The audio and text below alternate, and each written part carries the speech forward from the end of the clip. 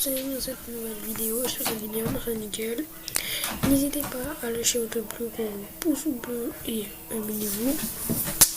On va parler de 4 histoires flippantes par rapport à la vidéo de Noah. Et donc n'hésitez pas à lâcher un gros pouce bleu à sa chaîne. Allez, commençons.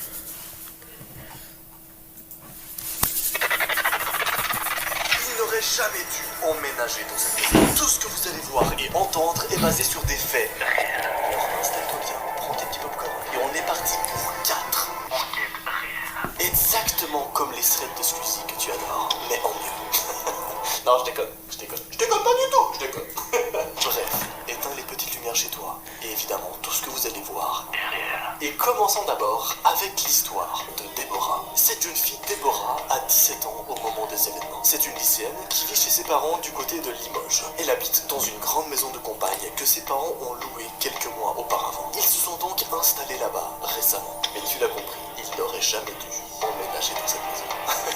Pourquoi? Tu vas le comprendre très rapidement, t'inquiète pas. Cette maison, ils l'ont louée à une dame très charmante qui devait avoir l'âge de ses parents. La maison appartenait aux parents de cette charmante jeune fille. Mais ceux-ci sont décédés 2 mois avant que la maison soit louée dans un accident de voiture. Plutôt tragique comme décès. Donc évidemment, vu que les propriétaires sont morts dans un accident de voiture, il a fallu trouver des nouvelles personnes pour louer cette maison. Et ces nouvelles personnes, tu l'as compris, c'est la famille de Déborah.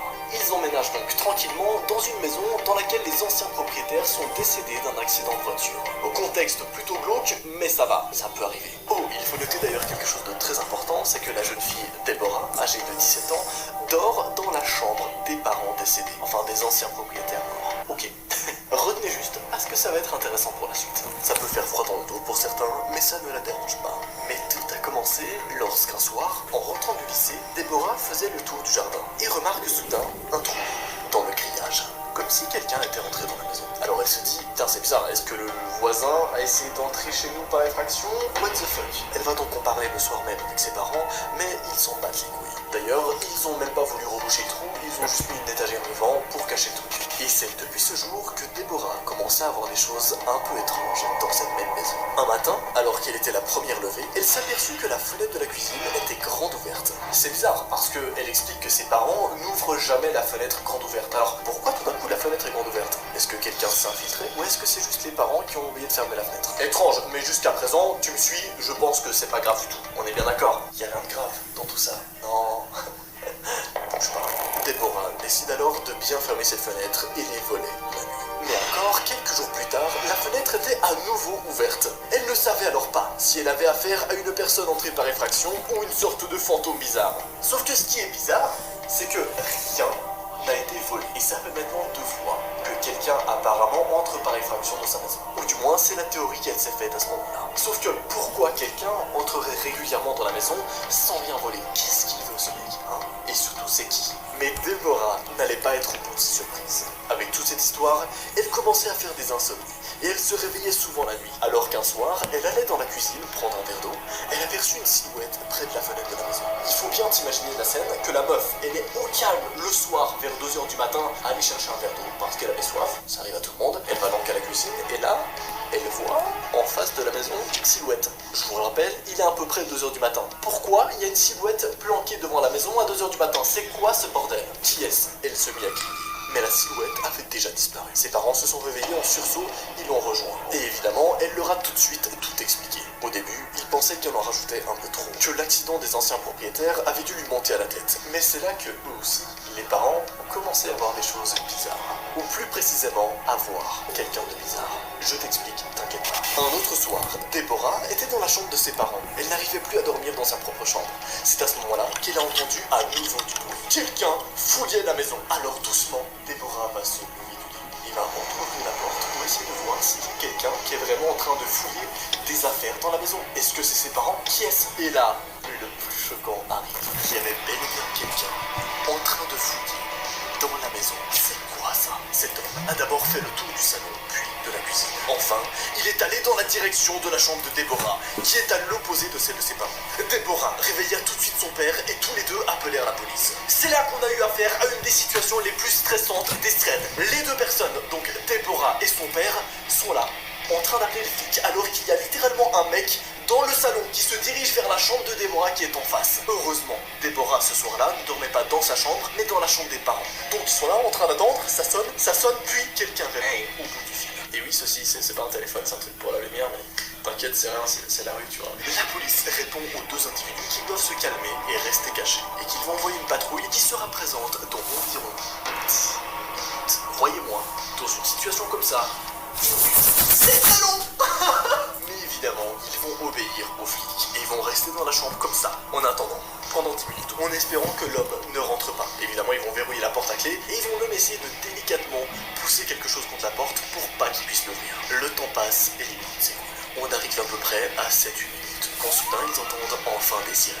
Cependant, ils savent pas si le mec qui était dans le salon est toujours là à ce moment-là. Alors son père va faire un truc de ouf. Il va ouvrir la porte et regarder s'il y a encore quelqu'un. Et en effet, il y avait encore quelqu'un. Le mec, surpris après avoir vu le daron, va se mettre à courir vers la chambre de Déborah et à aller à l'intérieur. Et qu'est-ce que va faire le père, très intelligent? Il va se mettre derrière la porte de Déborah et fermer à clé pour enfermer le mec qui s'est infiltré. C'est du génie. Donc bien sûr, je te rassure, mais Déborah à ce moment-là n'est pas dans sa chambre. Comme je l'ai dit, elle est dans la chambre des parents. Donc c'est tranquille. Bref, tu l'as compris, la police arrive, ils arrêtent l'homme. Mais qu'est-ce? Eh bien, on a eu toutes les réponses. Car comme tu le sais, dans cette nouvelle saison de Thread Paranormal, qui s'appelle à présent Secrets, on dévoile toute la vérité sur toutes les affaires. La police leur a donc expliqué plus tard que l'homme cherchait à rejoindre sa femme, qui vivait ici avant son accident. C'était en fait son plan cul. Le plan cul de la mère morte des anciens propriétaires. C'est bon pas?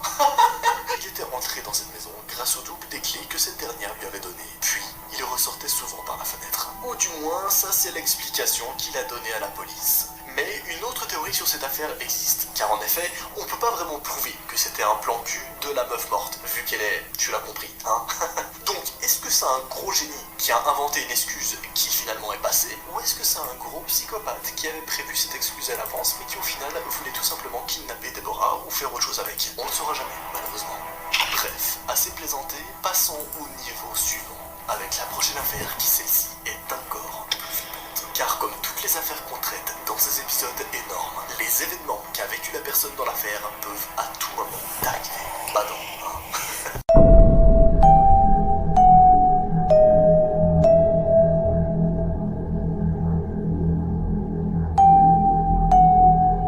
Sa meilleure amie cachait un secret terrifiant. Au moment où elle raconte son thread, Jessica a 18 ans. Elle vit seule et travaille dans un petit café dans le centre de Lyon. Elle vit indépendamment de ses parents à la suite de problèmes familiaux. Donc tu l'as compris, Jessica vit seule dans un appartement. Trop cool. Il y a plein d'entre vous qui auraient ce rêve-là. Et en plus de ça, faut savoir que Jessica est relativement populaire sur Instagram. Elle poste régulièrement des photos et des stories de sa vie, de son quotidien.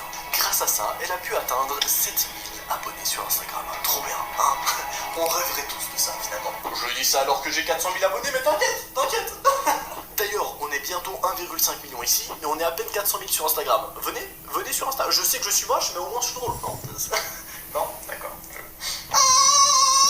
Cette jeune fille, Jessica, a beaucoup d'amis depuis le collège. Et elle a même un petit copain depuis plus de 2 ans. Et gardez cette information en tête parce que ça va être utile pour la suite. Au moment de l'histoire, elle est sortie du lycée il y a quelques mois. Elle a toujours travaillé dans un café à côté depuis ses 16 ans pour pouvoir vivre seule. Ça lui faisait de grosses journées, mais elle en avait l'habitude. D'ailleurs, c'est son oncle qui loue l'appartement pour elle. Et elle a pu obtenir l'autorisation de ses parents grâce à lui. Son oncle est du coup très proche d'elle. Son histoire commence un jour où elle était au comptoir de son café. Elle prenait les commandes des clients, puis elle tomba sur un sosie d'elle-même. Une meuf trop gentille et trop drôle. Mais quand je dis sosie, c'est qu'elle lui ressemblait comme 2 gouttes d'eau. Ça l'a surpris, mais elle a trouvé ça très drôle. À sa pause, Jessica a pu discuter avec son sosie qu'elle a rencontré dans le cadre de son travail. C'était une fille qui avait 1 an de moins qu'elle, au même lycée qu'elle. Jessica était grave étonnée de l'avoir jamais vue. Hein? Pourquoi est-ce pense qu'elle a jamais vu cette personne qui est plus ou moins son sosie. Yes. Après ce jour, Jessica retrouvait souvent la fille en question. Elle s'appelait Amélie et elles se sont même mises à sortir ensemble en dehors du café. Alors attention, juste sortir ensemble entre potes. Je rappelle que Jessica a un copain, qu'on soit plus clair. C'était trop drôle parce que les gens dans la rue pensaient qu'elles étaient jumelles. Mais tout est parti en couille à partir de ce soir-là. Et ce soir-là, elle s'est disputée avec son petit copain. Et le lendemain, elle est retournée bosser avec une boule au ventre. Elle n'aime pas les disputes. D'ailleurs, ça tombe bien parce que pas grand monde n'aime ça. Hein. J'ai jamais vu une meuf dire putain, eh viens, on se dispute. Viens, toi et moi, on va régler un truc. Viens ici. Non, en vrai, ça peut arriver d'aimer argumenter dans des débats, mais pas aimer les disputes, s'il te plaît. Sinon, c'était bizarre. Ce jour-là, elle ne travaillait que le matin. Elle n'a donc pas pu voir Amélie qui passait l'après-midi, en général. Elle a ensuite rendu visite à son oncle pour le reste de la journée. Je vous le rappelle, mais elle et son oncle, ils sont très très proches. Sans sous-entendu, bien sûr, pour le moment. En rentrant chez elle, elle reçoit un message de son petit copain qui lui dit « Merci pour cet après-midi, mon amour. Ça m'a fait du bien. » Tu commences à comprendre le bail ou pas? C'est vraiment bizarre. On est bien d'accord. Je le répète, mais tout ce que vous allez entendre est basé sur des faits réels. Jessica ne comprenait pas pourquoi elle lui a envoyé ça. Alors, elle lui demande de quoi il parlait. Son copain pensait qu'il rigolait et ne lui a pas donné de détails. Elle s'inquiétait et elle avait bien raison. Avec son travail, elle ne pouvait pas beaucoup sortir. Et quand elle le pouvait, elle le passait souvent avec des amis. D'ailleurs, c'est avec ces mêmes amis-là qu'il va se produire quelque chose d'encore plus étrange. Alors qu'elle était dans un parc avec ses amis, l'une d'entre elles lui parla de ces fameux après-midi. Elle était dans le café où elle travaillait et elle l'avait apparemment vue avec son copain à une table. Mais Jessica lui répond que ce n'est pas possible, car à ce moment-là, elle travaillait, donc elle ne pouvait pas être à une table dans un café avec son copain. C'est là que Jessica a eu un flash. Est-ce que tu te rappelles de Amélie, son sosie, hein? Au point que beaucoup de personnes pensaient qu'elles étaient sœurs jumelles. Quoi? Et d'après ce que son ami lui a dit, elle s'était faite passer pour elle. Et en parlant du loup, devinez qui est passé à côté d'elle dans le parc quelques secondes plus tard. Amélie, accompagnée du petit copain de Jessica. Les deux rigolaient et se tenaient la main. Est-ce que tu réalises une seconde le délire ou pas?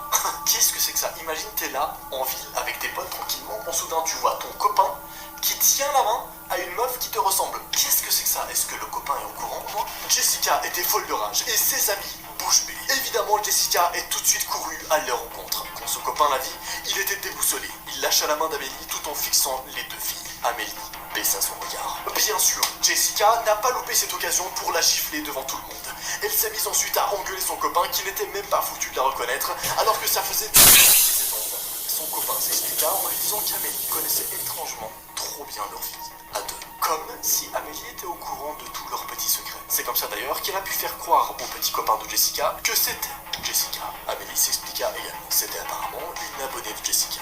Elle était fan d'elle, et cela depuis un bon moment. Elle connaissait les détails de sa vie avec tout ce qu'elle postait sur les réseaux sociaux. En gros, Amélie, depuis 2 ans, avait pris note de tout ce que Jessica postait en story sur les réseaux sociaux, notamment sur Instagram. Elle avait croisé par hasard son copain dans le café lorsque Jessica n'était pas là et l'a abordé pour voir ce que ça faisait de vivre sa vie. Et bien sûr, après avoir fait l'expérience une fois, elle l'a répété une seconde fois. Bon, j'avoue que ça doit être un peu drôle de se faire passer pour une autre personne et que ça marche. Genre, what the fuck. Jessica était sous le choc et n'arrivait pas à y croire. Elle ne manquera pas de dire à Amélie qu'elle était une grosse folle et qu'elle était complètement dérangée. Tout de suite, Amélie s'excusa et partit en courant. Jessica n'a plus eu de ses nouvelles par la suite. Elle avait du mal à pardonner son petit copain, mais l'amour a pris le dessus et elle a fini par le faire. Et d'ailleurs, depuis ce jour, Jessica a arrêté de partager sa vie sur les réseaux sociaux par sécurité. Et surtout pour éviter que quelqu'un la stalk, comme Amélie, la meuf bizarre, l'a fait. Perso, j'aurais juste une question.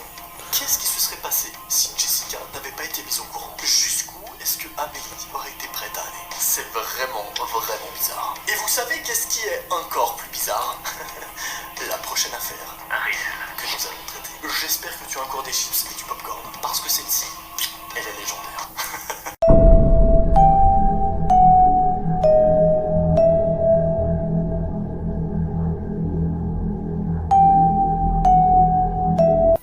Jamais dû s'endormir ce soir-là. Laissez-moi vous présenter Xavier, la personne qui a écrit ce scénario. Xavier, à l'époque des événements, avait 8 ans. Il vivait avec ses parents dans une grande maison. Un soir, ses parents sont sortis au restaurant. Il souhaitait responsabiliser le jeune garçon. Quand il dit de pas ne jamais, quand il dit, attendez. Dû s'endormir ce soir-là. Laissez-moi vous... Allez, juste pour... Je vous montre. Bullet vous montre. Bullet 1.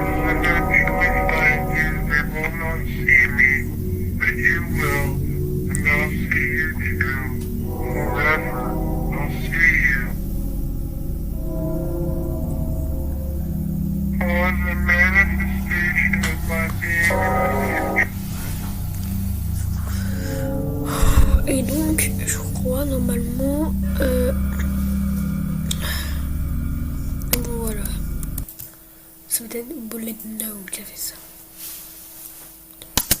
On va vous présenter Xavier, la personne. Et peut-être Bullet One qui a fait pour Xavier aussi. Voilà, d'accord. Qui a écrit ce thread. Xavier, à l'époque des événements, avait 8 ans.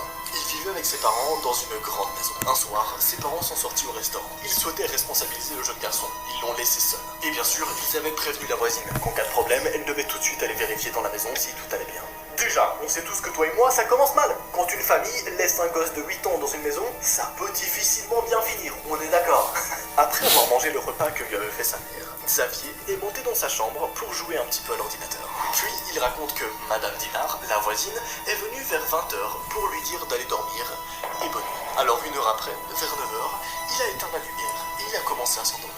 Mais pour que tu comprennes la suite, je dois t'apporter un petit contexte supplémentaire. À quoi ressemblait sa maison? C'était une grande maison avec 2 étages. Sa chambre et celle de ses parents étaient au premier étage. Retenez juste ça pour la suite. Et il y a à peu près 10 mètres entre le premier étage et le sol. Ils sont dormis doucement quand soudain, une porte a claqué à l'étage. Il a tout de suite sursauté. Et honnêtement, il se serait peut-être calmé si une deuxième porte n'avait pas éclaté au deuxième étage quelques secondes plus tard. Donc on a quelqu'un, ou juste le vent, qui fait claquer des portes au deuxième étage. Pourquoi? Qu'est-ce qui se passe? Je vous avoue que perso, je serais vraiment pas bien. Et à aucun moment, je serais parti vérifier. Vraiment, j'aurais juste appelé les flics et je serais resté dans mon lit comme ça en mode venez, il y a un problème, c'est très grave. Bien sûr, il avait peur, mais ça ne l'a pas empêché de se lever et d'aller doucement à l'étage avec une lampe torche pour aller voir qu'est-ce qui se passait. Pourquoi une porte a claqué 2 fois de suite? Étrangement, il n'y avait plus aucun bruit, juste le bois qui craquait sous ses pas. Il vérifie aussi les fenêtres pour voir si c'était le vent, mais les fenêtres étaient fermées. Comment est-ce qu'il peut y avoir un claquement de porte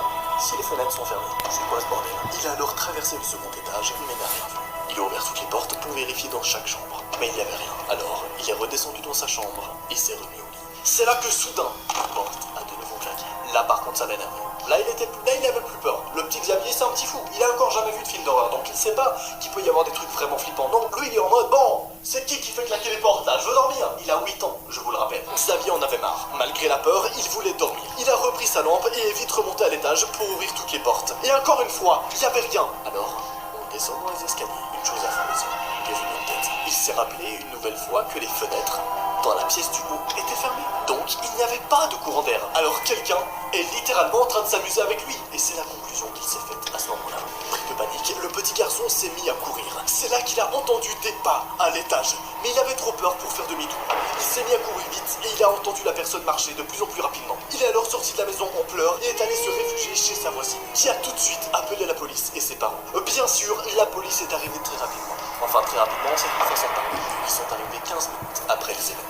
La personne avait complètement disparu. Au début, on a cru que le garçon avait juste eu une angoisse, qu'il avait imaginé tout seul ces bruits de pas. Mais pourtant, des empreintes de doigts ont bel et bien été retrouvées au premier étage. Et ces empreintes ne provenaient pas du petit garçon ni d'un quelconque membre de la famille.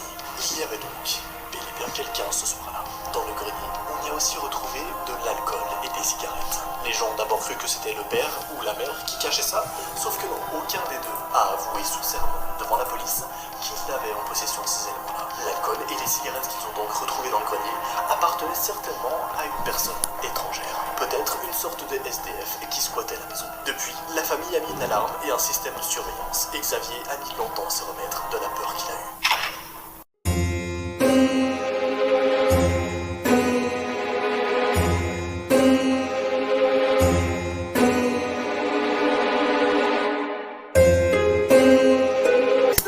Dernière histoire.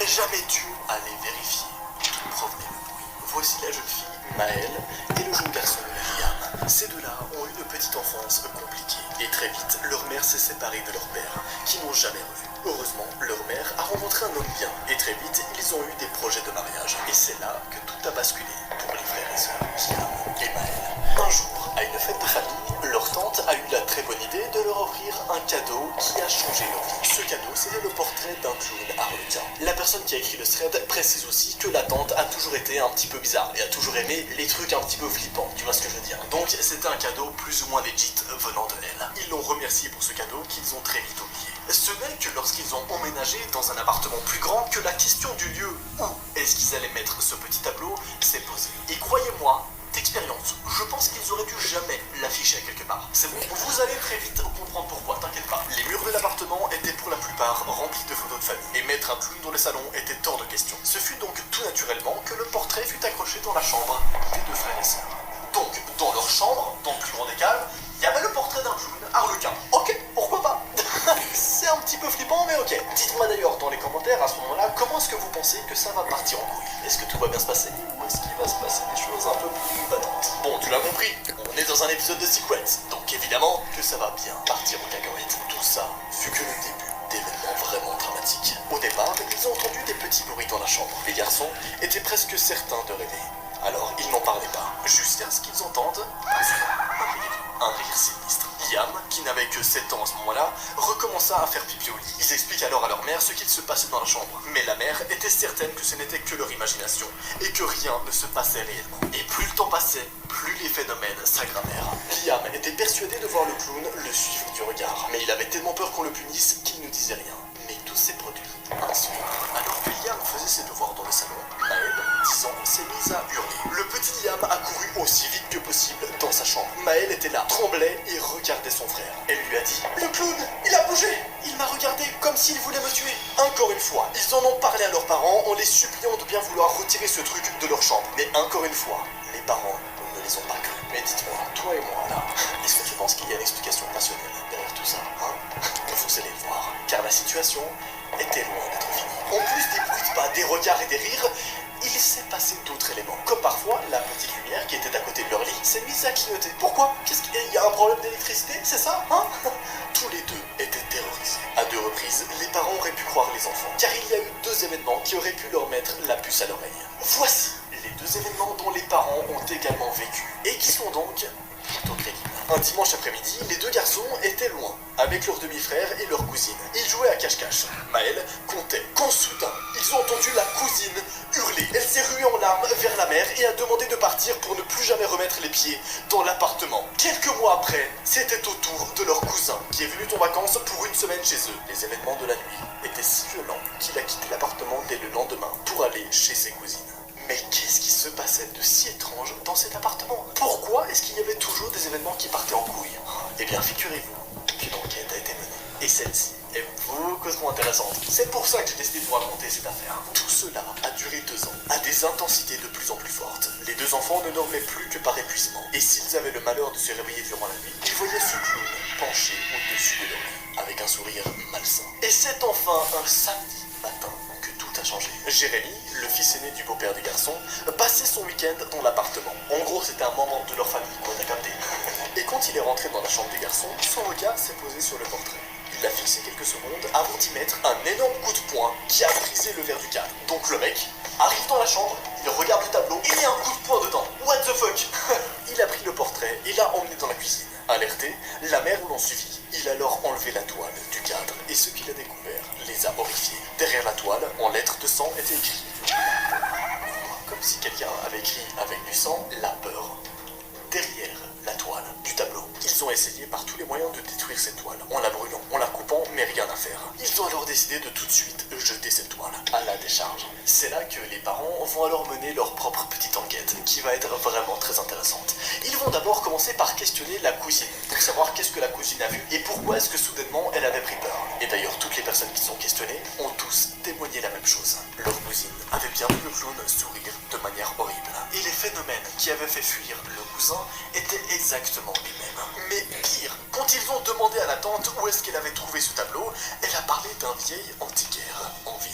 Pour ceux qui ne savent pas, un antiquaire est en fait un endroit où il y a des vieilles choses antiques, un peu bizarres, un peu flippantes, tu vois ce que je veux dire. Ils sont donc allés voir, mais on leur a affirmé que la boutique était fermée depuis plus de 10 ans. En tout cas, tout ce qui est sûr, c'est depuis que la toile s'est cassée et depuis qu'ils l'ont jetée, les événements ne se sont plus jamais reproduits. Étrange, n'est-ce pas? Alors dites-moi, est-ce que d'après vous, ce tableau était peut-être hanté, possédait une sorte de malédiction, comme peut-être la poupée qu'on peut voir dans certains films d'horreur, ou d'autres esprits? Je ne sais pas. Personnellement, je ne donnerai pas mon avis dessus, mais ça reste très intéressant. Et ça me fait beaucoup penser au cas des Warren, un cas paranormal qui s'est pour le coup réellement passé. Bien sûr, si tu veux plus d'informations, je t'invite à te renseigner toi-même sur internet, parce que là, je vais pas te montrer d'images, c'est un petit peu trop flippant, on est bien d'accord.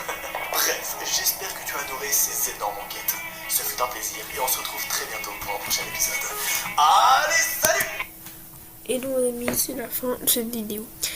Et je vous ai maintenant parlé de ces 4 histoires. Et donc, à plus tard.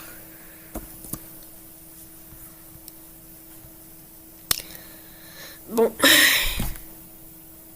peut-être une partie 2, on verra. Bonjour à tous dans cette nouvelle vidéo. J'espère que vous allez bien, moi c'est nickel. Et dans cette nouvelle vidéo, on va parler d'une histoire avec 6 conversions par SMS sur la vidéo de Noah. Vraiment les amis, n'hésitez pas à faire le gros pouce bleu au niveau de la chaîne YouTube, je compte sur vous. Et aussi les amis, vous avez apprécié des vidéos d'horreur. Et donc c'est un peu la partie 4 des vidéos d'horreur avec les vidéos de Noah. On a déjà fait 2 vidéos sur les backrooms et une vidéo sur les 4 histoires flippantes. En tout cas, il a eu 5 likes. Et donc, si cette vidéo fait environ au moins 2 likes à cette vidéo-là, il aura la partie 2, une partie 5 des histoires d'horreur. C'est parti!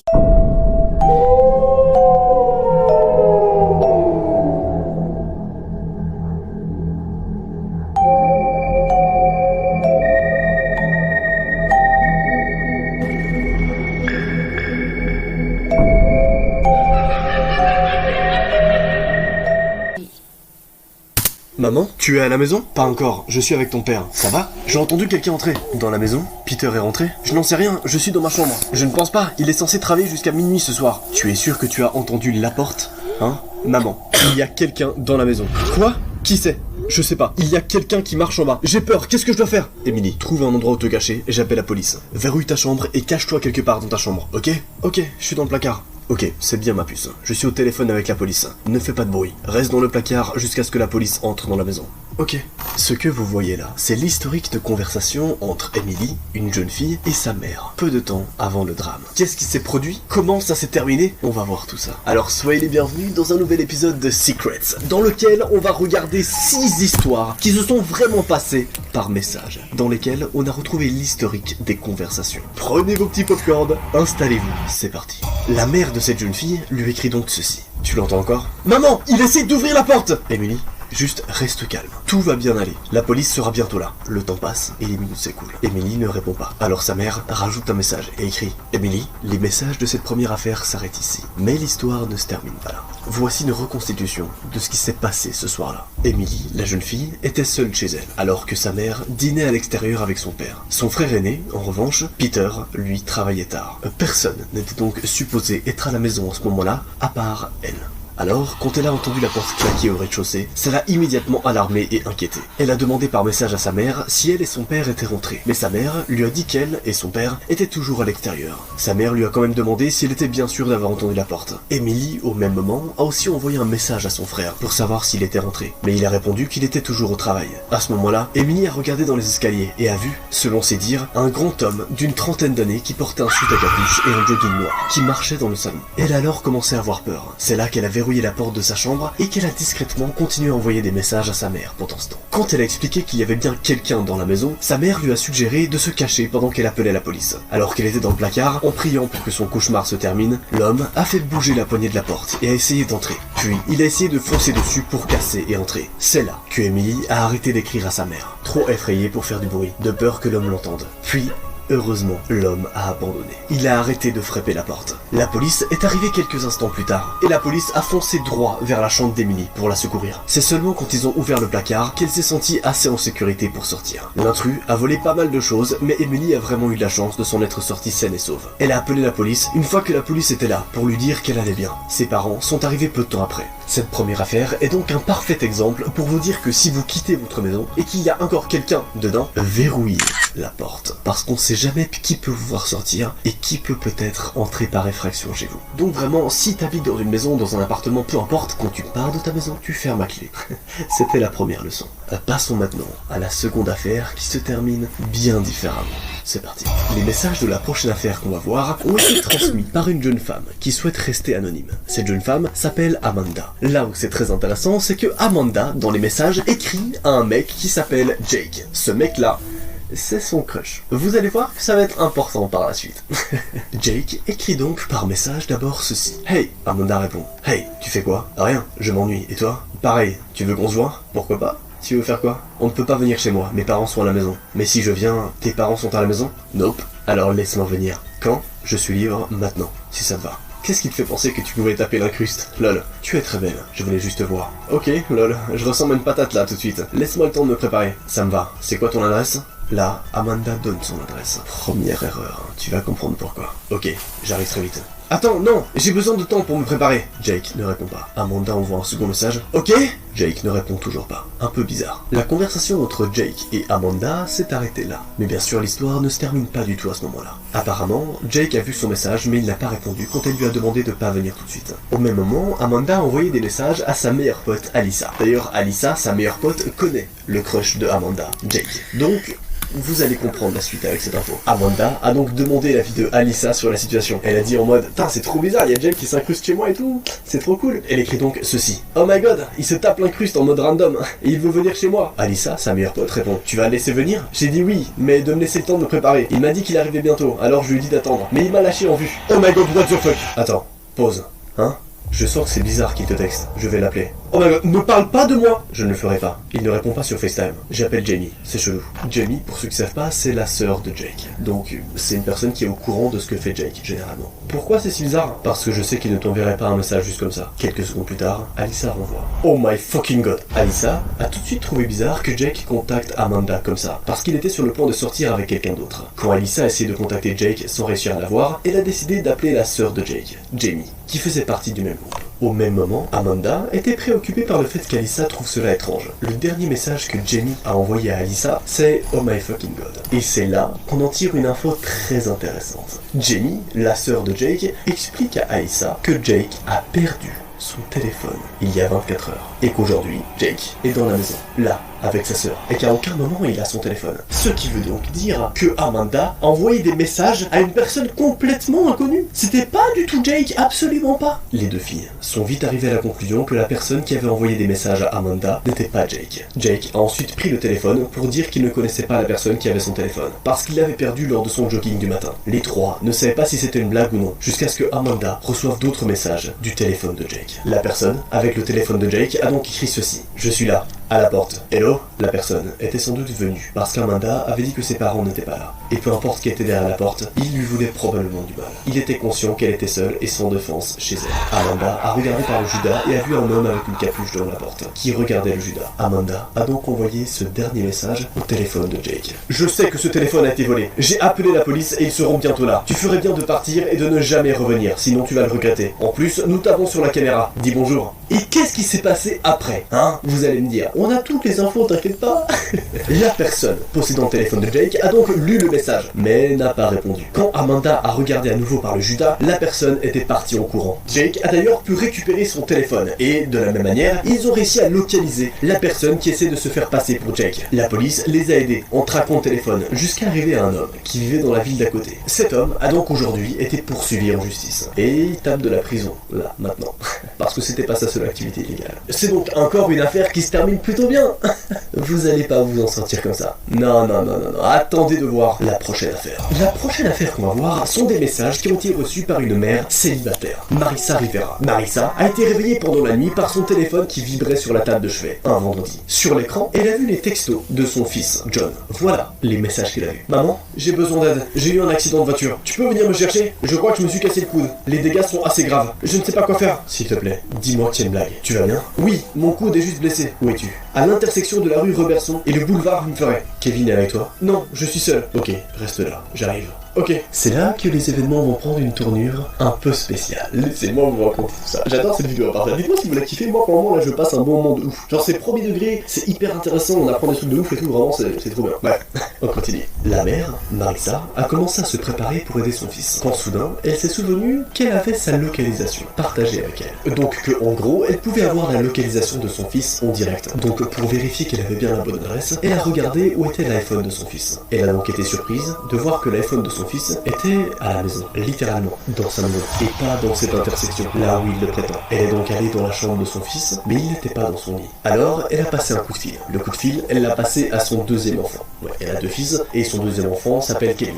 Celui-là était aussi sorti. Kevin a répondu, et semblait ivre, selon Marissa. Quand elle a demandé si John était avec lui, il a dit que oui, et John a dit bonjour à sa mère, via le combiné. Il avait l'air moins bourré que Kevin. Les deux étaient ensemble, et ont assuré qu'il n'y avait pas d'accident de voiture. Ils ont aussi dit que John avait perdu son téléphone. Marissa a réalisé la chose horrible qu'il se passait, et ses fils disaient la vérité. Je sais pas si vous comprenez la situation là, mais c'est encore plus grave que ce qu'on a vu jusqu'à maintenant. Parce que ça veut dire que quelqu'un utilise actuellement le téléphone de John, et que la personne qui utilise le téléphone de John est actuellement dans la maison. Est-ce que vous réalisez la dinguerie ou pas? Quelqu'un qui n'est pas John utilise son téléphone et est dans sa propre maison, actuellement, là, alors qu'on est au milieu de la nuit. Bordel de merde. On ne sait pas où il est, qu'est-ce qu'il veut, et qu'est-ce qui se passe? Marissa a alors quitté la maison et a directement appelé la police cachée dans sa voiture. Quand la police est arrivée, elle a fouillé la maison. Personne n'était là. La localisation de John avait bougé plus bas dans le quartier, mais ça a été sa dernière localisation, avant qu'il soit éteint ou cassé. Il est sans doute entré et sorti par la fenêtre du bureau, selon Marissa. La fenêtre est assez grande et se relève facilement pour n'importe qui voudrait passer par là. Et donc, voici ce qu'il s'est sans doute passé, ou du moins, voici une reconstitution. Ce qu'il s'est sans doute passé, c'est que quelqu'un qui connaissait John avait volé son téléphone, ou l'avait trouvé. Et cet homme est entré par effraction par la fenêtre, et a essayé de faire croire des choses à leur mère, pour qu'elle parte, afin qu'ils puissent cambrioler la maison, pendant qu'il n'y avait personne dans la maison. Je sais pas si tu as compris, mais donc la personne qui est venue par effraction avait pas l'intention forcément de faire du mal à la mère, mais il avait l'intention de libérer la maison, pour qu'ensuite lui puisse voler les affaires à la maison. Heureusement, la mère a appelé son autre fils, et a réalisé qu'il en était autrement. Du coup, elle a pu envoyer la police dans la maison. Sauf que malheureusement, la famille n'a jamais pu savoir qui a envoyé les messages avec le téléphone de John. Et c'est donc encore une histoire qui prouve que avoir un mot de passe sur son téléphone, c'est important. Si tu veux pas qu'un jour, si quelqu'un te vole, fasse un prank à tous tes proches, tu vois, c'est mieux. Genre, vraiment. Bref, prochaine affaire. Le 4 mars 2002, un étudiant âgé de 21 ans a reçu ces messages alors qu'il rentrait chez lui, durant la nuit. Hey, c'est Gavin? Ouais, c'est qui? C'est Alex. T'es où? On voit ta localisation. Je suis à la maison. Bordel, qu'est-ce qu'il t'arrive? C'est quoi ce numéro? J'utilise le téléphone de mon pote. On est coincé au bar. Tu peux nous appeler en Uber pour chez toi? What the fuck? Pourquoi tu ne le fais pas? Mec, mon application fonctionne pas. Mec, comprends. Je sais pas pourquoi tu fais ça. Envoie juste ton adresse. Contexte. Gavin, la personne qui reçoit les messages un peu bizarres, était à ce moment-là sorti avec des amis, Alex et Omar. Et ils étaient allés dans un bar à Dallas. Ils étaient prêts à terminer la soirée quand Alex a décidé de partir un peu plus loin. 1 heure s'est donc passée à ce moment-là, alors que Alex, la personne qui apparemment envoyait les messages, était assez loin et ne montrait aucune forme de vie. Gavin et ses potes à la soirée ont donc pensé que Alex était rentré chez lui. Sauf que soudain, Alex a envoyé ses messages un peu bizarres. Alex lui demande d'appeler un Uber parce que ça ne fonctionne pas sur son téléphone. Mais Gavin a refusé parce que ça lui semblait stupide et lui a dit d'en appeler un lui-même. Apparemment, c'est ce qu'Alex comptait faire parce qu'il lui a demandé son adresse. D'après Gavin, c'est à ce moment-là que c'est devenu un peu suspect. Mais Gavin... Écoutez bien la suite, ça va peut-être vous comprendre l'histoire à la fin de... Voilà. Écoutez bien. Un peu naïf, lui a quand même donné son adresse, sans faire un seul commentaire sur le fait qu'il aurait dû connaître son adresse depuis un moment. Mais il a mis ça sur le fait que Alex avait peut-être bu. Gavin envoie ceci. Tu devrais connaître mon adresse depuis longtemps. Il envoie son adresse. Pourquoi tu utilises le téléphone de ton pote? J'ai perdu mon téléphone. Dis-moi quand tu arrives. On arrive maintenant. C'est qui ton pote? Je le connais? Non, mais il est cool. 10 minutes plus tard, Gavin reçoit un autre message vraiment suspect. Voici le message. Tu pourrais juste laisser la porte d'entrée ouverte pour qu'on entre? Gavin a vraiment trouvé ça étrange. Entre appeler le Uber et laisser la porte ouverte, il a commencé à se poser beaucoup de questions. Il a essayé d'appeler le numéro, mais ça a raccroché, et il est tombé sur la boîte vocale. Ensuite, il a essayé d'envoyer des messages et d'appeler le numéro d'Alex, mais il tombait directement sur la boîte mail, et le message n'a jamais été reçu. Gavin a alors arrêté de répondre à ce numéro inconnu, et a appelé Omar pour savoir s'il avait des nouvelles d'Alex. Mais Omar n'en avait pas. Rappelez-vous, initialement, ils étaient les 3 à la soirée. Gavin, Omar et Alex. Quand Alex a décidé de rentrer chez lui, ou de partir, on sait pas trop, il a lu les messages à Omar, qui a admis qu'il y avait quelque chose de louche. Ils ont voulu appeler le bar où ils étaient, mais ils n'ont pas trouvé le numéro sur internet. C'est là que le numéro inconnu a recommencé à envoyer des messages à Gavin. On est là, ouvre la porte. Gavin est allé à sa porte et a regardé les personnes qui étaient derrière. Il n'a vu personne au premier abord, ce qui aurait pu faire croire à un gros prank. Mais il y a eu un coup à la porte. Gavin a encore regardé dans le Judas, mais il n'y avait personne de l'autre côté. La situation commençait à devenir claire pour Gavin. Ce n'était plus juste des messages sur un écran. Quelqu'un était de l'autre côté de sa porte. Il a directement demandé qui c'était. On lui a répondu LOL. Gavin a encore demandé qui c'était et on lui a demandé d'ouvrir la porte au lieu de répondre. Gavin a alors tout de suite appelé la police. Les coups ont continué à la porte pendant quelques minutes. Cela s'est arrêté pour de bon quand la personne derrière la porte a réalisé que Gavin avait tout compris. Gavin a envoyé un message à un ami d'Alex, avec qui il devait sortir quand Omar et Gavin sont partis. Hello, est-ce que toi et Alex êtes chez moi là? Est-ce que c'est vous? Là maintenant? Non mec, Alex, Scott et moi, on s'est fait sauter dessus par des mecs pendant qu'on rentrait. Ils nous ont volé. Alex a perdu son téléphone et Scott a perdu son téléphone et son sac. On est à l'hôpital. Ils sont actuellement tous blessés et à l'hôpital. Là, c'est très bizarre. Ces mecs m'ont texté avec un autre numéro en se faisant passer pour vous les gars. Alex n'avait pas de mot de passe sur son téléphone et toutes ces informations étaient accessibles. Son pote l'a aidé à verrouiller son téléphone à distance. Gavin a demandé à la police de retrouver qui était venu chez lui et a aidé Alex à avoir un autre téléphone. Comme Alex n'avait pas de mot de passe, ils ont pu savoir que Gavin était seul et une proie facile. Si Gavin n'avait pas fait attention, il aurait sûrement ouvert la porte et se serait fait attaquer par 2 personnes ou plus. Le numéro qui a envoyé les messages à Gavin provenait d'un autre téléphone volé, donc ça ne pouvait pas aider à retrouver les voleurs. Aujourd'hui, cette affaire est encore ouverte. Une petite affaire de 3 potes qui vont en soirée et qui tournent mal, tranquille, n'est-ce pas? Mais est-ce que vous avez déjà entendu parler de cette 5e affaire? Parce qu'elle a fait le tour d'internet et tout le monde a pété un câble quand ils ont vu comment ça s'est terminé. Vous allez voir tout ça. Les prochains messages qu'on va voir ont été reçus par une personne qui souhaite rester anonyme. Les messages provenaient de l'ex-petite amie de son père, Cathy. Nous allons appeler le jeune homme Rob. Le père de Rob a rompu avec Cathy parce qu'elle était de plus en plus instable et avait des tendances délirantes. Sa santé mentale déclinait pour des raisons inconnues. Ils sont restés ensemble environ 6 mois et les grands-parents de Rob sont tous les deux décédés pendant ce laps de temps. Au départ, le père de Rob n'était pas très ouvert à propos de la paranoïa de Cathy sur la mort des grands-parents de Rob, à propos du fait qu'elle croyait qu'ils avaient mis une malédiction sur elle. Le père de Rob a coupé les ponts quand tout cela est devenu trop ridicule. Rob a longtemps rien su de plus à propos des crises de paranoïa de son ex-belle-mère, sans doute par gêne.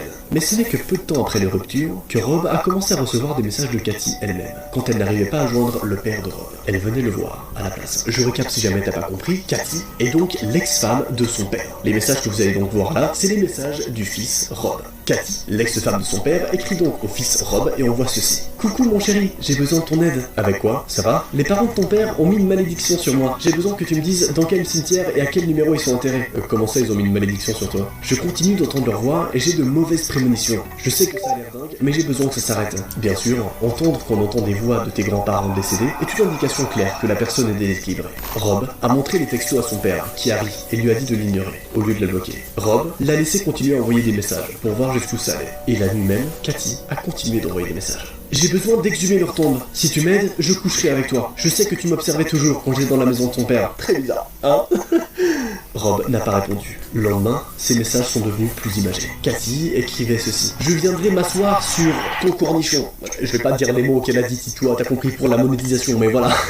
Rob a montré les derniers messages à son père, mais cette fois, ça ne l'a pas amusé du tout. Il a appelé Cathy et lui a dit qu'il obtiendrait un ordre restrictif si jamais elle s'arrêtait pas. Quand il a raccroché, elle a essayé de le rappeler, et il a fini par bloquer son numéro. La nuit suivante, pendant que son père dormait, Rob était dans son lit et il regardait une série. Soudain, il a entendu la poignée de la porte bouger. Il est allé voir à la fenêtre et a vu Cathy mettre un couteau dans la serrure. Elle l'a vu à travers la vitre et a commencé à supplier qu'il allait entrer. Rob a appelé son père et il a commencé à crier « Non !» Quand son père est venu à la porte, il lui a crié dessus et est allé appeler la police. Cathy a commencé à hurler des insultes et obscénités en secouant son couteau dans les airs. Elle n'est pas partie quand la police est arrivée. Elle était encore à la porte avec son couteau. C'est alors là qu'elle a été arrêtée par les flics. Le père de Rob a donc demandé un ordre de restriction contre elle. Clairement, Cathy était plus que délurée et commençait à souffrir d'une sorte de maladie mentale, comme des troubles paranoïaques. Cela ne veut pas dire qu'elle n'était pas un danger pour les autres comme pour elle-même, comme le prouve le fait qu'elle soit venue avec un couteau et qu'elle ait essayé d'entrer par effraction. Heureusement, pour cette affaire-là, personne n'a été blessé. On arrive donc à la dernière affaire, la pire affaire de cette vidéo. Je suis désolé d'avance, c'est le moment que tu attendais le plus. Cette dernière affaire concerne une jeune femme de 18 ans qui s'appelle Liana. Elle habite dans le New Jersey.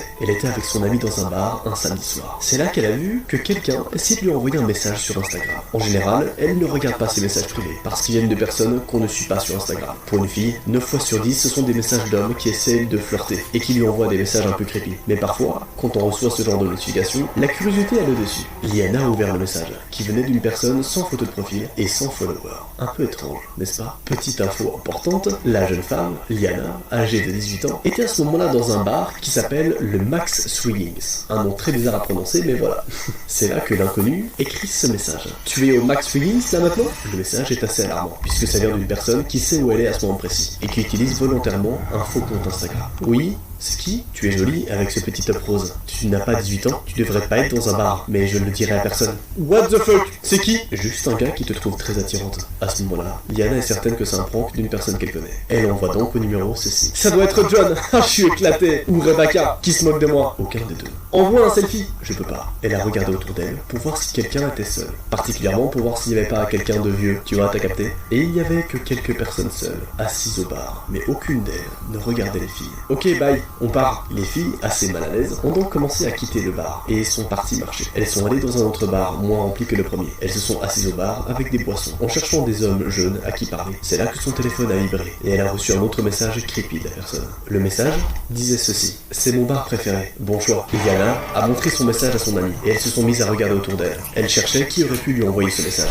Iliana a vu un homme assis au comptoir sur le tabouret, le plus près de la porte, qui la regardait avec des grands yeux écarquillés. La seule façon pour elle de décrire était de citer le tueur du film The Lonely Boat, sans doute à cause des lunettes et des cheveux et de sa moustache. Ils ont prolongé le contact visuel, au point que le type semblait extérioriser son côté creepy, et qu'il est devenu facile de savoir que c'était lui. Là, les filles ont fait un truc très intelligent. Elles ont demandé de l'aide au barman. Elle lui a montré le message qu'elle avait reçu, et a pointé l'homme du doigt, qui a commencé à regarder partout dans la pièce, sauf vers les filles. Le barman est allé voir le type, et lui a demandé très clairement de quitter le bar sans poser de questions, menaçant de lui botter le cul s'il ne laissait pas les filles tranquilles. Le type a alors quitté le bar, sans doute très gêné par ce qui venait de se passer. Mais l'affaire ne s'arrête pas là. Ok non. Les filles sont restées une bonne demi-heure au bar, dans l'unique but d'éviter l'homme qui venait de sortir. Mais l'humeur de Liana n'était plus là. Ses deux potes voulaient juste savoir qui c'était, comment il a connu Liana et comment il a su où elle était. Quand elles ont quitté le bar, elles ont commencé à marcher dans la rue, à sens unique. Et elles faisaient très attention, surtout à ne pas être suivies. C'est toujours quand on devient certain que tout va bien que les choses peuvent arriver. Liana et ses deux amis ont entendu des bruits de pas courir derrière elles. Elles n'ont pas eu le temps de réagir quand un homme a attrapé Liana et a plaqué sa main sur sa bouche. De l'autre main, il a entouré sa taille et l'a emmenée avec lui. Elle a essayé de crier, de se battre, et bien entendu, son ami a hurlé et frappé l'homme. L'agitation a attiré de l'attention d'un groupe de personnes au coin de la rue, et plusieurs personnes se sont déplacées. L'homme a lâché Liana et est parti très vite. Personne n'a couru après lui. Les filles ont appelé la police. Elle leur a montré les messages, et deux témoins ont soutenu sa déposition. Une affaire a été ouverte, et l'homme est activement recherché aujourd'hui. Quelques jours plus tard, elle a donc demandé de parler aux enquêteurs, et ils ont vérifié toutes les caméras de surveillance. Mais, ce qui est assez surprenant, c'est que l'homme a fait très attention d'apparaître sur aucune des caméras. Comme s'il savait extrêmement bien ce qu'il faisait. C'est très louche et personnellement ça me met pas bien du tout. C'est bon. Je pense que vraiment l'homme savait très bien ce qu'il allait faire et qu'il a déjà dû faire ça plusieurs fois. Aujourd'hui, cet homme-là est toujours activement recherché. Et c'est sur cette dernière affaire qu'on se quitte ce soir. J'espère que vous avez kiffé cet épisode, que vous avez passé un bon moment.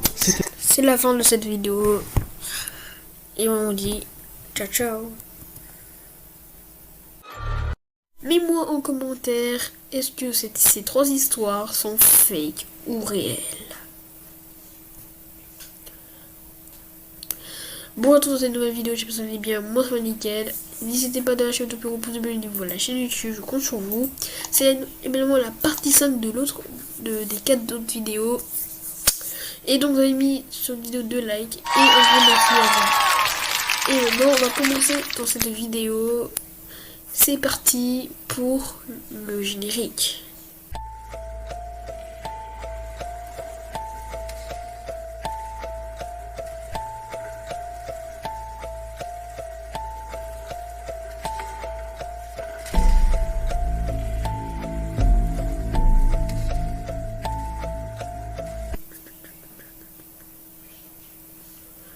Bon, maintenant on va commencer cette vidéo.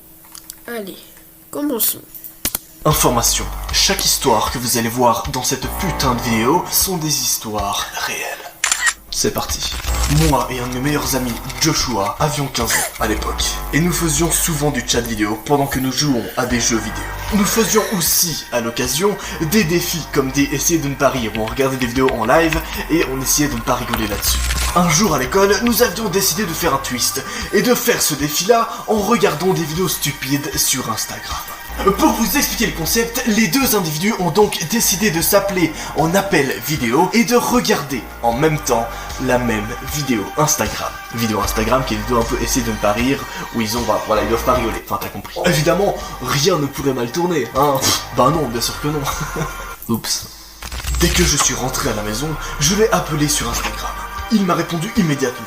Nous avons alors regardé sur Instagram et sur YouTube des vidéos, jusqu'à ce que nous trouvions une vidéo de 10 minutes. J'ai pris une bouteille d'eau et j'ai mis mes écouteurs. Et bien sûr, petite subtilité pour leur petit challenge ridicule, à chaque fois qu'il regardait une vidéo, il devait avoir de l'eau dans la bouche, comme ça dès qu'il rigolait, il crachait l'eau partout.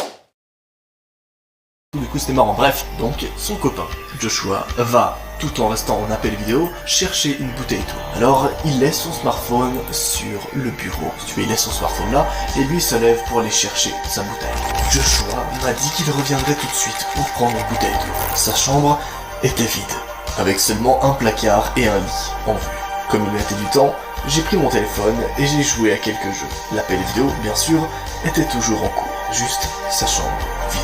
Alors que je jouais à un jeu sur mon téléphone portable, j'ai entendu un bruit très lent et très aigu. J'ai cru que cela venait du jeu auquel je jouais, mais ce n'était pas le cas. Il venait bel et bien de mon smartphone, mais de quelque chose d'autre. Ce bruit-là venait de l'appel vidéo avec Joshua.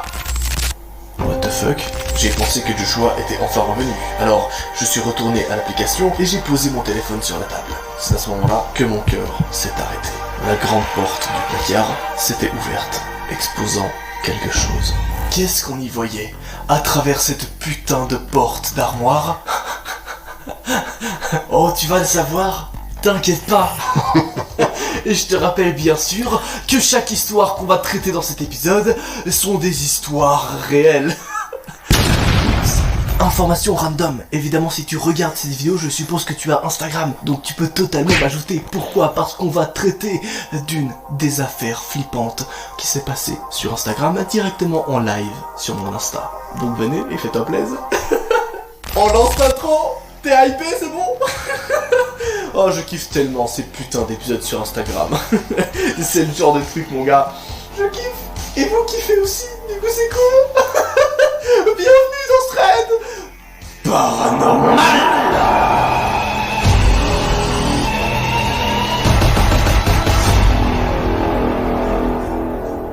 Mesdames et messieurs, bonsoir, enchanté. Pourquoi je pète le feu durant ces vidéos? Peut-être parce que je viens d'avoir mon bac. Et parce qu'en Suisse, on passe le bac à 19 ans. Voilà.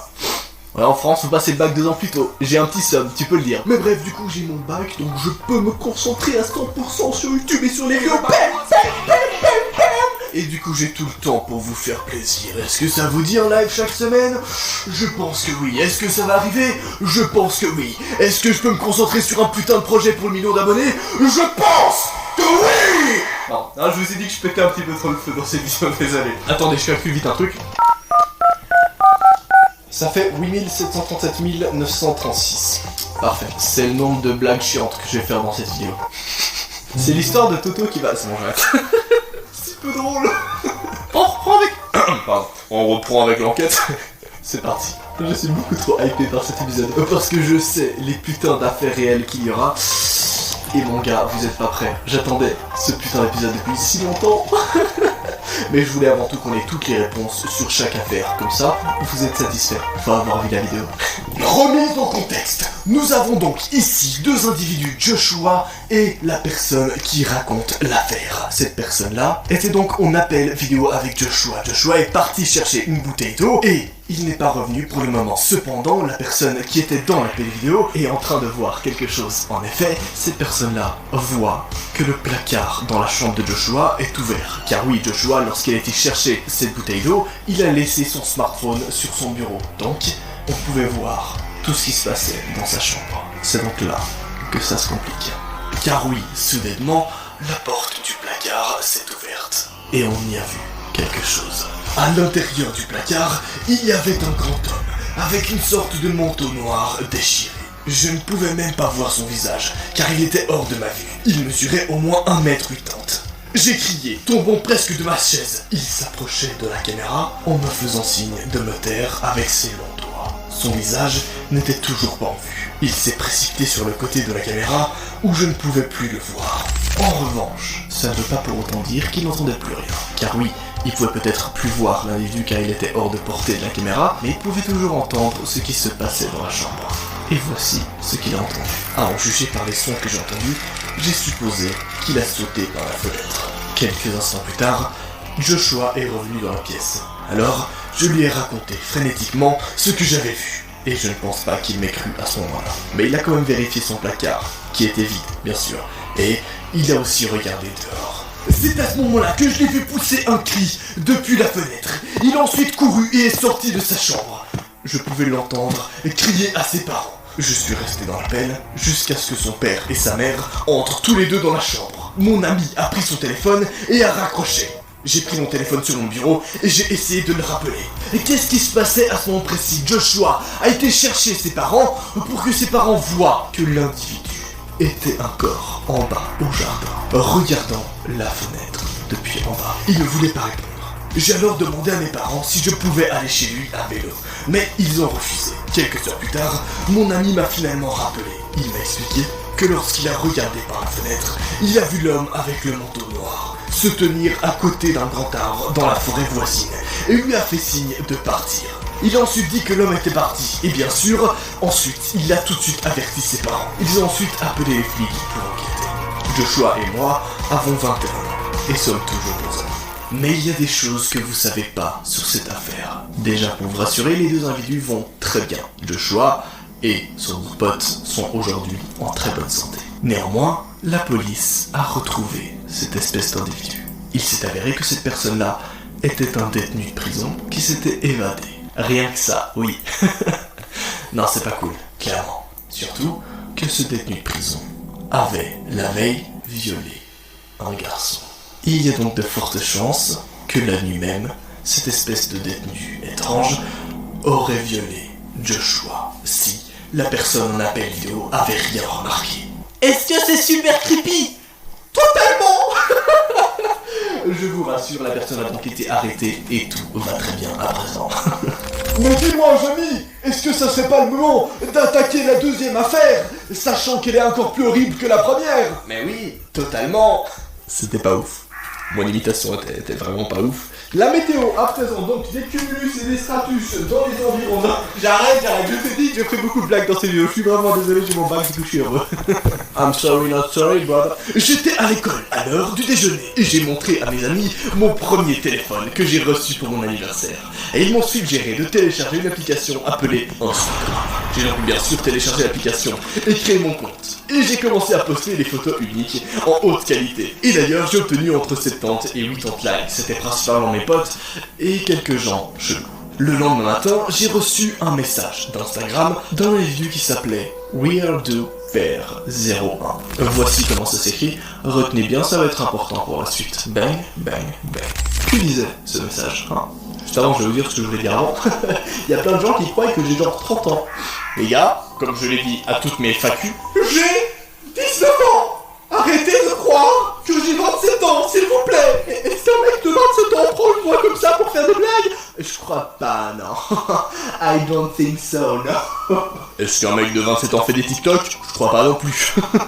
Oh, j'arrête, j'ai quand même bien sûr cette blague. Cet individu-là, WeirdDoBear01, avait commenté ma photo et avait dit « Alors, tu vis à Desert Hot Spring, hein ?» Et je lui ai répondu « Comment sais-tu où j'habite? Et qui es-tu » J'ai donc posé cette question et il a répondu « Disons que je te verrai dans les environs, hein, beau gosse. » Après cela, j'ai dit à mes parents que nous étions allés au poste de police et que nous avions fait une déclaration. Mais la police a dit qu'elle ne pouvait rien faire et qu'il n'y avait pas de réel préjudice. Et mes parents ont donc dit de ne pas bloquer cette personne parce qu'elle pourrait donner d'autres preuves. Très astucieux d'ailleurs, si vous voyez une personne qui commence vraiment à vous menacer, vous pouvez éventuellement la bloquer, mais si vous avez l'intention de parler à la police, bloquez-la pas tout de suite, attendez qu'elle place les menaces, et c'est à ce moment-là que vous allez vers la police et que vous aurez donc des preuves pour l'inculper. Très important. Je place des petits conseils comme ça si jamais on peut se permettre, hein, bon. Oh là là. Le lendemain, après l'école, j'ai reçu un message de la même personne, une photo de mon école. Disant « Où es-tu » À ce moment-là, en fait, j'ai tout de suite pensé que c'était mes amis qui me faisaient une farce ou une blague. C'est pas flippant? Là, non, pensez pas que c'est flippant. Non. Ah, si, c'est tellement flippant que là, est-ce que là, dans la vidéo, est-ce que vous êtes en train de vous pisser dessus, là? Non? Ok. Blague. J'ai une blague. Pourquoi vous pisser dessus? Parce que... Non, j'ai pas envie de faire la blague, je suis méchant. C'était méchant. Non, j'arrête. Commençons la vidéo. Non, ouais, je lui ai dit d'arrêter de me faire des histoires, mais il n'avait aucune idée de ce quoi je parlais.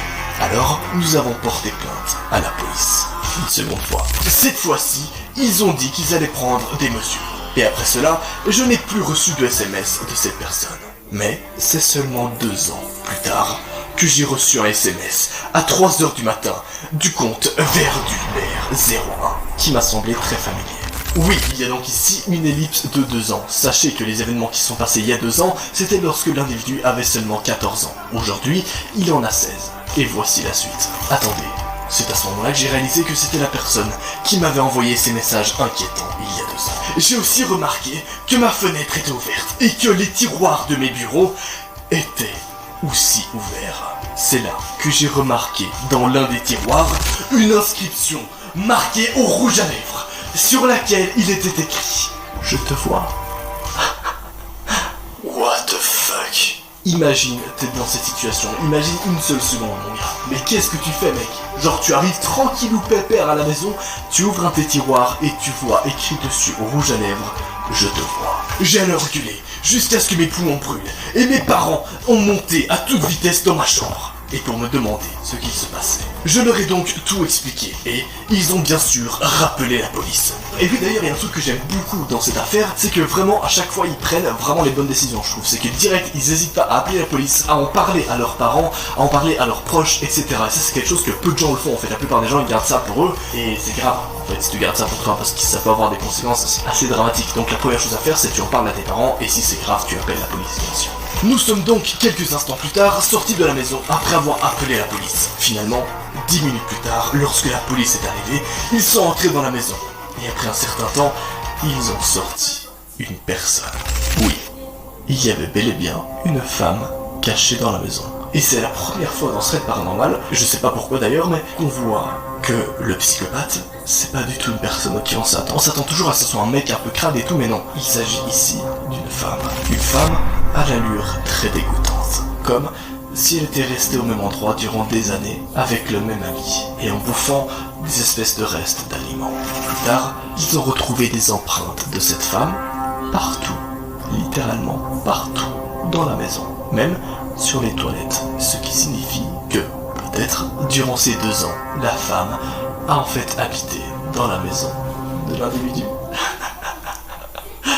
What the fuck, mec? Oui, la maison est très grande, et par exemple, sur le truc qu'il y a sur le toit, je sais plus le nom, elle aurait pu y habiter. J'ai oublié le nom du truc qu'il y a sur le toit, du coup j'ai perdu toute crédibilité. Oui, tu peux le dire, t'as le droit de le dire, oui. De l'eau, très important. Mais c'est pas tout! Ça, c'est un petit putain, je me marre pour des trucs si random aujourd'hui, vous savez pas que le mot genre mais c'est pas tout, c'est assez marrant, on dirait un truc genre afro-africain en mode mais c'est pas tout, el muta puta kuta puta kuta kaira. Pas du tout, je suis tout seul dans ce délire, d'accord, très bien. Mais avouez que mais c'est pas tout ça, c'est rigolo comme tout le monde. Enfin, dis-le le dire, c'est vraiment marrant. Ah, on rigole comme des ouf ici, oui, pas du tout, non, d'accord. Bref, mais c'est pas tout. La police a également retrouvé un couteau, du ruban adhésif, des cordes et des préservatifs qui étaient cachés dans ma salle de bain, à côté de ma chambre. Et finalement, pour ceux qui ne savent pas, il s'agit de préservatifs pour femmes, pas des préservatifs, enfin bref. Heureusement, je vais bien. Et je crois qu'on ne m'a pas fait de mal, à ce que je sache. Pourquoi est-ce que l'individu dit à ce que je sache? Car certains préservatifs étaient utilisés. How is this fuck possible? What the hell? Est-ce que la vieille femme l'aurait drogué ou quelque chose du genre? On n'en sait rien. Et franchement, j'en doute fort qu'elle soit passée à l'acte. Peut-être que... On n'en sait rien. Franchement, je vais pas émettre d'hypothèse parce que c'est beaucoup trop crade comme affaire.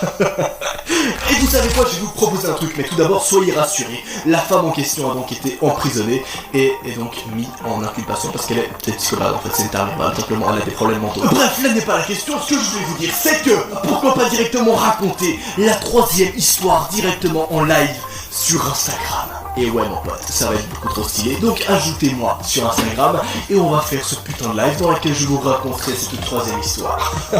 Évidemment tu t'abonnes à cette chaîne YouTube pour un prochain épisode. Non. Il y a du putain de stuff qui arrive jusqu'au million, vous inquiétez pas. Et même après le million, mais ça sera comme ça.